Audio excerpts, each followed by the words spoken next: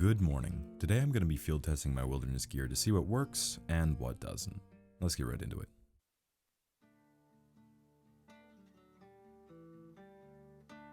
So in my last video, I made a pretty impassioned defense of spring and basically called it the undeniable best season. And I stand by that decision. But that doesn't mean I dislike any of the other seasons, even though they all kind of have their hang-ups. Winter is lovely for like 3 weeks, and then 3 weeks turns into 7 months. And I'm wishing I was anywhere else in the world by like month 2. Fall is great, but around here, fall lasts like 2 weeks to a month at most, and you don't really get a wide range of colors. Fortunately, I really love the color yellow, which is good because it is the only color you get around here. That fire's getting kind of close. Oh, don't blow my way. Don't. Damn it. Get just a tiny bit further away. Summer is a different beast. I have this extremely small range of temperatures that I actually can tolerate and enjoy myself. It's like 40 degrees to 65, and anything above or below that, I am no longer having a good time. So summer has never really been for me. The bugs here are terrible. We have horrible wildfires, but it is the only time of year that you can comfortably maneuver around in the wilderness for whatever expeditions and adventures you manage to plan. And I love that. Friends, adventure season has finally returned.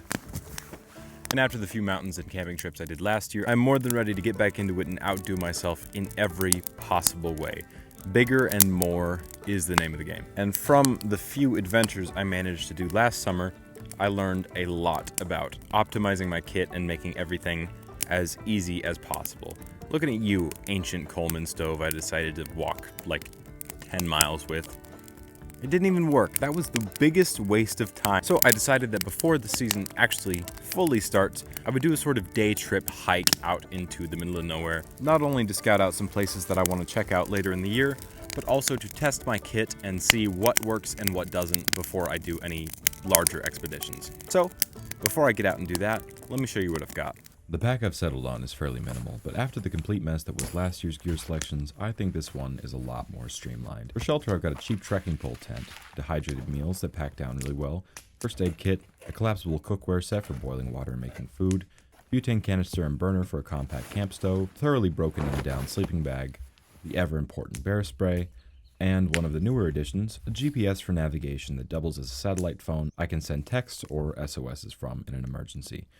I'm also bringing a solid all-purpose knife and a lighter for lighting the stove and building fires. There's a few other minor things I didn't mention as well, but with the bulk of my kit explained, let's head into the wilderness and see what needs to be changed. I headed out with my pack around 4 in the morning to get a good head start on the day. It's still a bit chilly in that part of the morning around here, low 30s usually, but since we're gaining back sunlight so fast now and I like to get a jump start on expeditions like this, I wanted to get out there before the sun came up, or just as it was starting to. The area I'm exploring is opposite of a mountain called Donnelly Dome, a minor lone peak in the middle of the valley. The whole area is low shrublands and mosses growing on rocky hills, giving a lot of natural gravel paths for getting around. It's one of the main reasons I've had this place in mind for months. For all of its pluses, Alaska has awful walking ground, since probably 90% of it is dense forest growing out of a moss bed that's basically like walking through deep snow for how physically draining it is, which is why I seek out areas like this.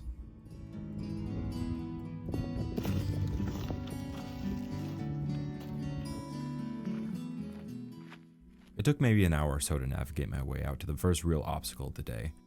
After a while, the plateau started to slope down into a forested valley, and the closer I got, the more I could hear running water.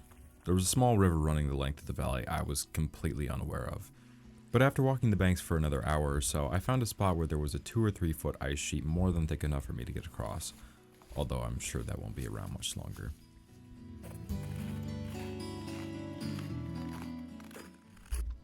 Across the river, I got into some of the more tedious regions to navigate. Mountainous willows are the absolute bane of my existence. They're just everywhere and make any movement a chore. But soon enough, I was high enough that I got out of their growth range and came up onto the first ridge of the mountains.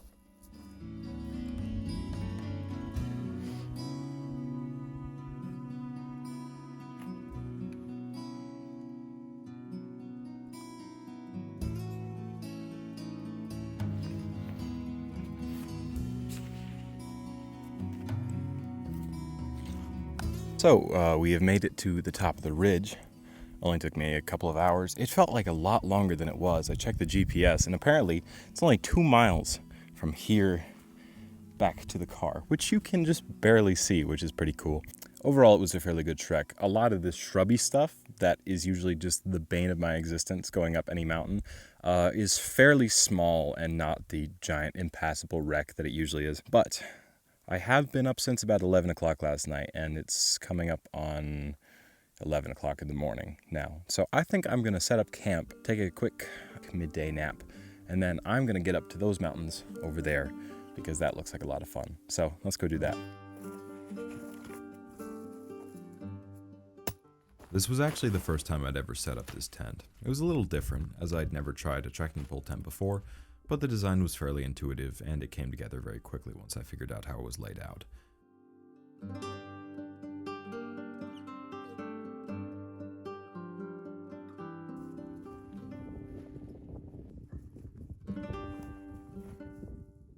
With the tent set up, I got about 4 hours of pretty terrible sleep before it was time to get back to it.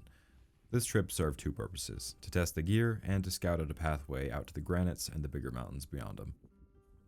After about an hour of climbing the worst, most heavily shrubbed route I could have picked, I came up onto a sort of plateau, just another thing I had no idea existed up here.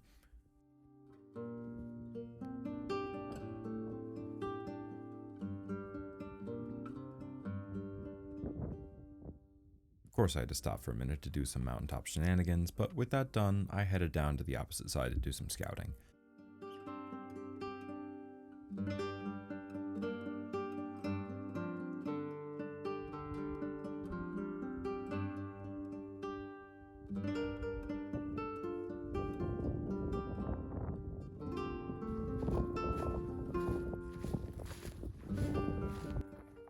The plateau up there was quite a bit bigger than I first assumed when I reached the summit, but eventually I made my way down to the end of the flatlands opposite of the slope I arrived from. The back of the mountain slopes down to a river valley. A few different rivers meet here and flow out of the valley into the Tananassum 10 miles west. It does cut between where I was at and the granites I eventually want to get to, but the rivers look fairly low even now, and I imagine that in peak dry season, they should be super low and easy to cross. It was a lot of good information, but it was already about 5 or 6 in the afternoon, so I made my way back to camp, packed up, and headed back in. Button up before testing out my cooking setup and getting a quick bite to eat. At this point, it had been about 16 hours since I'd had anything substantial, and I had certainly worked up an appetite.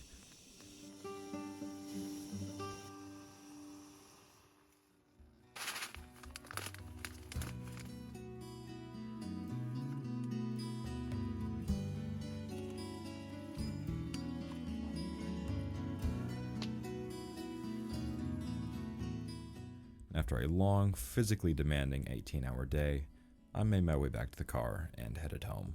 I'd learned a ton from this trip, and after a day or so to collect my thoughts, I had a ton of insight into what needed to change before I went on any bigger expeditions.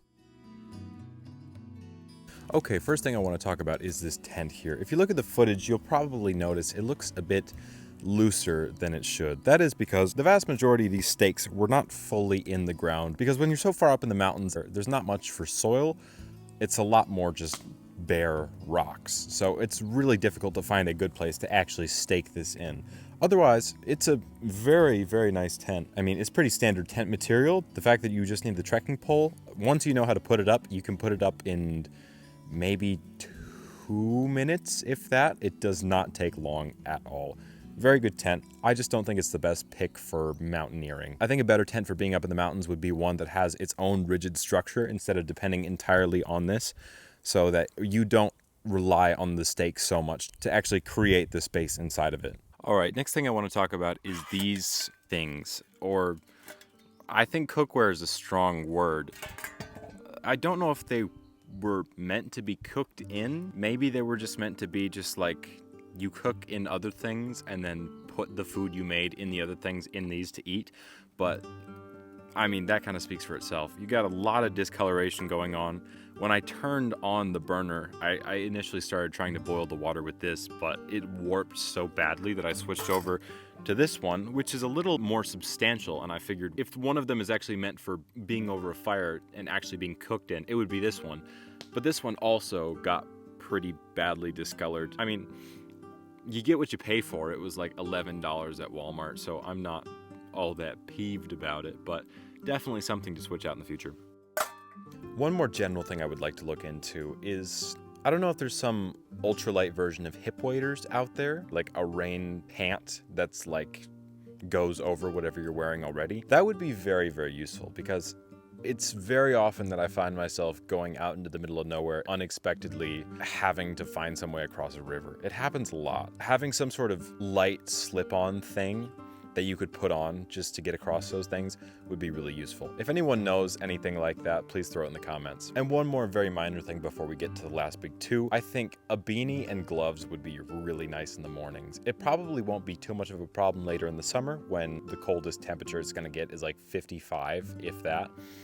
But the first maybe 45 minutes of that hike were pretty brutal on the extremities, like the ears and the fingers, so that would definitely be something to do, at least until I get fully unballed, which it's coming along. And last but certainly not least, this bag here. It has no problems in and of itself. I've had it about 3 years. I absolutely love the thing.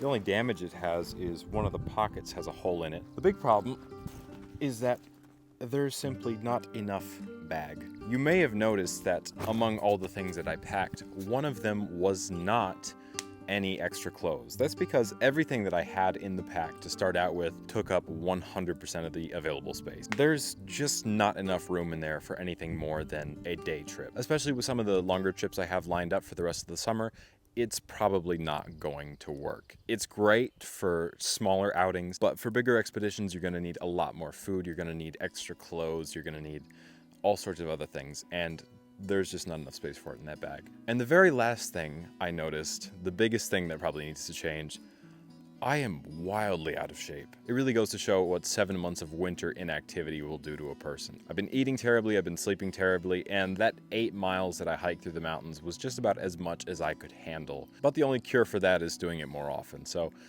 looks like I better get back out there. Anyway, that's gonna just about do it for today's video. Thank you so much for watching. If you enjoyed this video, please consider subscribing. It costs nothing and it really helps us out. Leave a like and leave a comment telling me what I should do next. You guys have a lovely week.